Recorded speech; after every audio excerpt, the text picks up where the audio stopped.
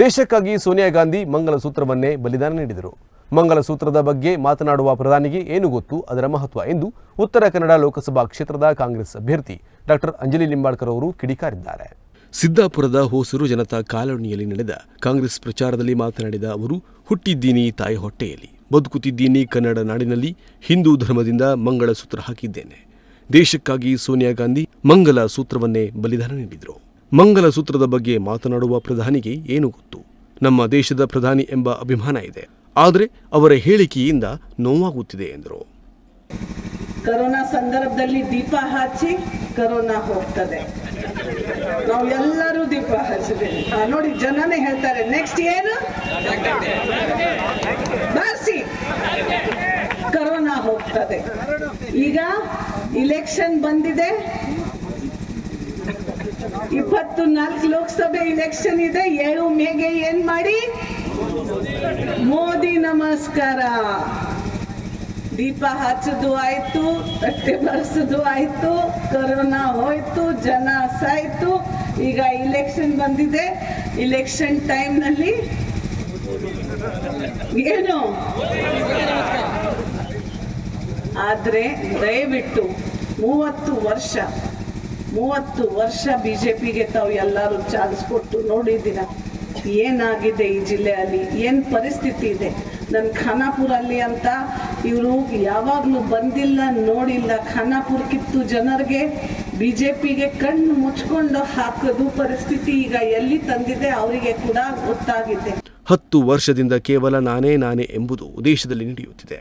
ಅಯೋಧ್ಯೆಯಲ್ಲಿ ರಾಮ ಮಂದಿರ ಆಗಬೇಕೆಂದು ಸುಪ್ರೀಂ ಕೋರ್ಟ್ನಿಂದ ರಾಜೀವ್ ಗಾಂಧಿ ಪ್ರಧಾನಿಯಾಗಿದ್ದ ಸಮಯದಲ್ಲೇ ತೀರ್ಪು ಬಂದಿತ್ತು. ಅಂದು ಗಲಾಟೆಗಳು ನಡೆದು ಈಗ ಸುಪ್ರೀಂ ಮರು ತೀರ್ಪು ನೀಡಿ ಅಲ್ಲಿ ರಾಮ ಮಂದಿರವೂ ಆಗಬೇಕು, ಸ್ವಲ್ಪ ಜಾಗ ಮುಸ್ಲಿಮರಿಗೂ ನೀಡಬೇಕು ಎಂದಿತ್ತು. ನನಗಿನ್ನೂ ನೆನಪಿದೆ, LK ಅಡ್ವಾಣಿ ಕರೆ ಕೊಟ್ಟಾಗ ಖಾನಾಪುರದಿಂದ ಇಟ್ಟಿಗೆ ತೆಗೆದುಕೊಂಡು ನಮ್ಮ ಜನ ಅಯೋಧ್ಯೆಗೆ ಹೋಗಿದ್ದರು. ಆದರೆ ಪ್ರಧಾನಿ ಮಂದಿರ ಕಟ್ಟಿದ್ದು ನಾನೇ ಎನ್ನುತ್ತಾರೆ ಎಂದು ಕಿಡಿಕಾರಿದರು. 40 ವರ್ಷ ಕೂಡ ಆಗಿಲ್ಲ, 43 ವರ್ಷ ಆಗಿರ್ಬೇಕು. 1980 ಹುಟ್ಟಿದೆ. ಆದ್ರೆ ಕೂಡ ಅವರಿಗೆ ನಮ್ಮ ರಾಷ್ಟ್ರೀಯ ಧ್ವಜ ಕೈಯಲ್ಲಿ ಹಿಡ್ಲಿಕ್ಕೆ ಕಷ್ಟ ಆಗೋರಿಗೆ ಈಗ ನಾವು ದೇಶ ಪಾಠ ಕಲಿಬೇಕು ಅಂತ ಪರಿಸ್ಥಿತಿ ಅವರು ತರ್ತಾ ಇದ್ದಾರೆ ಅಂದ್ರೆ ಅದು ಕೂಡ ಯಾರ ವಂಶಜರು? ನಾವು ಕಾಂಗ್ರೆಸ್ ಪಕ್ಷ ವಂಶಜರು. ಯಾರು ಇಷ್ಟು ಹೋರಾಟ ಮಾಡಿಕೊಂಡು ದೇಶದ ಬಾವುಟ ಲಾಲ್ ಕಿಲಾ ಅಲ್ಲಿ ಏನು ಯಾರು ಹಾರಿಸ್ ತಂದು ಅಲ್ಲಿ ಹಾಕಿದ್ದಾರೆ, ಅವರಿಗೆ ಇವರು ಈಗ ಸರ್ಟಿಫಿಕೇಟ್ ಕೊಡಬೇಕು. ನಾವು ದೇಶದ್ರೋಹಿ ಇದ್ದೀವಿ, ದೇಶ ಪರ ಇದ್ದೀವಿ, ದೇಶಭಕ್ತಿ ಇದ್ದೀವಿ ಅಂತ. ಆ ಸಂದರ್ಭ ಯಾಕೆ ಬರಬೇಕು ಇಲ್ಲಿ ಅಂತ ನನಗೆ ಅರ್ಥ ಆಗ್ತಾ ಇಲ್ಲ. ಇವರು ಯಾವಾಗಲೂ ಒಂದು ಕೊಡುಗೆ ಹೇಳಿ ದೇಶಕ್ಕೆ, ಹೌದು ದೇಶಕ್ಕೆ ನಾನು ಇದು ಮಾಡಿದ್ದೀನಿ. ಕಾಗೇರಿ ಅವರು ಮೊನ್ನೆ ತನ ಹೇಳಿದ್ರು ಇದು ದೇಶದ ಇಲೆಕ್ಷನ್ ಅಂತ.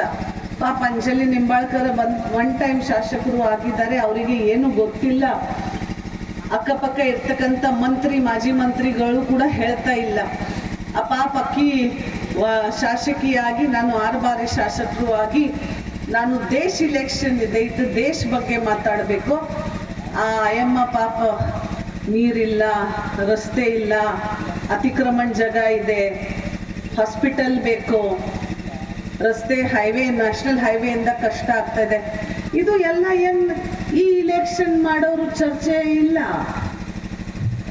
ದೇಶ ಬಗ್ಗೆ ಮಾತಾಡಬೇಕು ಅಂತ ಕಾಗೇರಿ ಅವರು ನನಗೆ ಪ್ರಶ್ನೆ ಕೇಳಿದ್ದಾರೆ.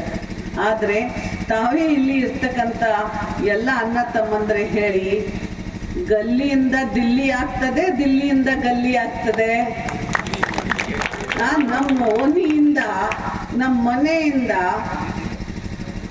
ಊರಾಗ್ತದೆ, ಊರಿಂದ ತಾಲೂಕ ಆಗ್ತದೆ, ತಾಲೂಕಿಂದ ರಾಜ್ಯ ಆಗ್ತದೆ, ಜಿಲ್ಲೆ ಆಗ್ತದೆ, ಜಿಲ್ಲೆಯಿಂದ ರಾಜ್ಯ ಆಗ್ತದೆ, ರಾಜ್ಯದಿಂದ ದೇಶ ಆಗ್ತದೆ ಅಲ್ವಾ? ಇವರು ದೇಶದಿಂದ ಕೆಳಗಡೆ ನೋಡಿಲ್ಲ ಯಾವಾಗಲೂ. ಚುನಾವಣೆಗಾಗಿ ಅರ್ಧಂಬರ್ಧ ಮಂದಿರ ತೆರೆದಿದ್ದಾರೆಂದು ಹೋಗಿ ಬಂದವರು ಹೇಳುತ್ತಿದ್ದಾರೆ. ಪೋಸ್ಟರ್ಗಳಲ್ಲಿ ಪ್ರಧಾನಿಯದ್ದು ದೊಡ್ಡ ಫೋಟೋ, ರಾಮನದ್ದು ಚಿಕ್ಕ ಫೋಟೋ, ಕೇಳಿದರೆ ರಾಮಲಲ್ಲ ಎನ್ನುತ್ತಾರೆ. ನಮ್ಮ ಪೂರ್ವಜರು ಹೇಳಿಕೊಟ್ಟಂತೆ ಸಂಪ್ರದಾಯ ಪಾಲಿಸುತ್ತಿದ್ದೇವೆ. ಯಾವ ರಾಮ ಮಂದಿರಕ್ಕೆ ಹೋದರೂ ರಾಮನ ಮೂರ್ತಿ ಒಂಟಿಯಾಗಿದ್ದನ್ನ ನಾನು ಯಾವತ್ತೂ ನೋಡಿಲ್ಲ. ರಾಮ, ಸೀತಾ, ಲಕ್ಷ್ಮಣ ಜೊತೆಯಾಗಿ ಹನುಮಾನ್ ಇದ್ದೇ ಇರುತ್ತಾನೆ. ಆದರೆ ಬಿಜೆಪಿಗರದ್ದು ಏನಿದು ಹೊಸ ಸಂಪ್ರದಾಯ? ಬಿಜೆಪಿಗರೇ ಹೇಳಿದ್ದು ಸತ್ಯ, ಮಾಡಿದ್ದೇ ಇತಿಹಾಸ ಎನ್ನುವುದಾದರೆ ವೇದ ಪುರಾಣ ನಮ್ಮ ಪೂರ್ವಜರು ಹೇಳಿಕೊಟ್ಟ ಇತಿಹಾಸ ಏನಾಯಿತು? ಈಗ ಬಿಜೆಪಿಗರ ಹೊಸ ಇತಿಹಾಸ ಕೇಳಬೇಕಾ ಎಂದು ಪ್ರಶ್ನಿಸಿದ ಅವರು, ಯಾವ ದೇವರಿಗೆ ಹೇಗೆ ಪೂಜೆ ಮಾಡಬೇಕೆಂದು ಇವರು ಹೇಳಬೇಕಾ? ನಮಗೆ ನಮ್ಮ ತಾಯಿ ಹೇಳಿಕೊಟ್ಟಿದ್ದಾಳೆ ಹೇಗೆ ಪೂಜೆ ಮಾಡಬೇಕೆಂದು ಎಂದು ವಾಗ್ದಾಳಿ ನಡೆಸಿದರು. Nudisiri news desk, Honnavar.